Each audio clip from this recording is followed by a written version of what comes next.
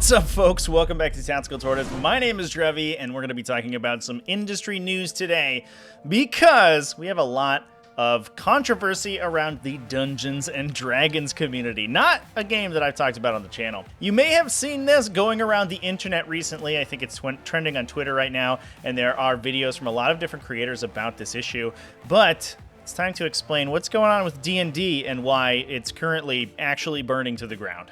In a lot of ways, Dungeons & Dragons is kind of like the aging grandpappy of modern tabletop war games. And when your granddad begins their slow decline into heavily medicated senility, it's a pretty sad thing to watch. And that's basically what's happening to Dungeons & Dragons right now. The evidence for which was found in a recent leaked draft of the game's updated license agreement from Wizards of the Coast, the current owners of the D&D property. Now, a little bit of an aside, but speaking personally, it's hard not to be kind of a fan of WotC. For those not in the know, that's the cute abbreviation for Wizards of the Coast. They're a real relatable rags to riches story for a small game company. They started off making role-playing games in their basement before some crazy weirdo named after an orange cat convinced them to create one of the most profitable tabletop games of all time and single-handedly generate a $30 billion industry. They even had the most adorable MS Paint logo when the company first opened their doors. A real graphic design is my passion kind of energy. Alright, so I'm editing and I've just noticed how sinister the updated Wizards of the Coast logo looks, especially compared to the charm of the original one. I'm just gonna have it play over a suspenseful sound effect and you can have the chills creep up your spine all by yourself.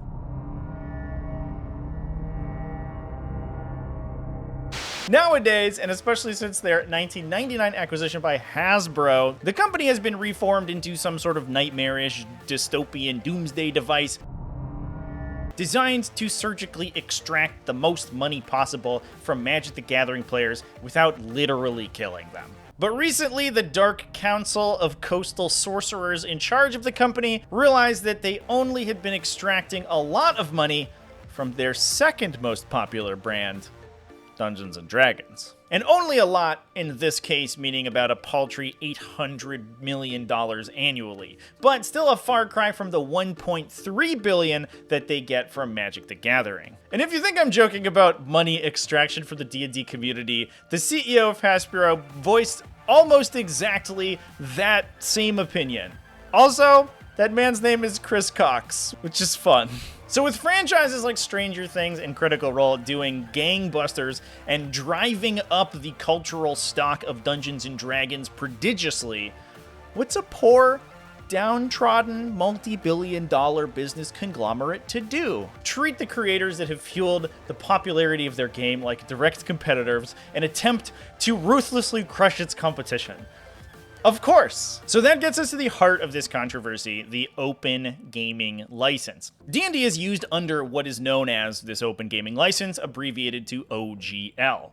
This is essentially an agreement that D&D rules and intellectual property are open for royalty-free use and even monetization, with the understanding that they're associated with the Dungeons & Dragons brand. It was originally published in the 3rd edition of the game to promote content creation for the new edition back in 2000. This kind of agreement is especially important for something like a role-playing game, where constant customization of the game by DMs and the community creates new content to further drive interaction with the game that would quickly become stale otherwise. The ability to monetize that content as well helps to spur on more creativity and further retain players. Now, importantly, the original OGL granted these rights in perpetuity, encouraging hundreds of individuals and small publishing companies to go ahead making a whole startup industry around creating add-ons, accessories, campaigns, and content for D&D and its many official settings. Until December, when a draft of an updated OGL was leaked to Gizmodo, who took that document and ran like a Tarrasque was behind them. The potential update was 10 times longer than the original Open Gaming license, and revoked a ton of rights granted by the previous version. This was obviously met by outrage from the community and prompted a relatively swift response from the D&D team itself, which broke down the changes with an announcement article. Basically, the rumors and leaked document were true. The OGL would be changing sometime in early 2023. It's now that time. The license would no longer cover non-static digital files, so those hundreds of Critical Role spin-offs and copycats that are inundating the internet right now could be in trouble. The other huge change was that the license would no longer be royalty-free. This last point would only be mostly applicable to creators making over $50,000 annually, which I imagine is the vast minority of the community as a whole, as I don't think there are too many people doing this as their full-time job. While all creators now need permission to monetize their content, those above that $50,000 cutoff would have to report their earnings directly to Wizard, and potentially some include some sort of badge or a license with their sales. It's a little unclear in the announcement article. However, for those big earners, the ones over $750,000 annually, of which Hasbro itself estimates there are only about 20 in existence. Take that number with a grain of salt, however, given that the source it's coming from is relatively biased. For those people, a 25% royalty fee would be levied on any revenue from the sale of products based on the OGL over that $750 level. The example given is that if you made up to $750, you would not be liable for any royalty fees. However, your next dollar would levy a 25-cent fee, since 25% of any revenue over that level would suddenly be calculated. That's a lot of damage!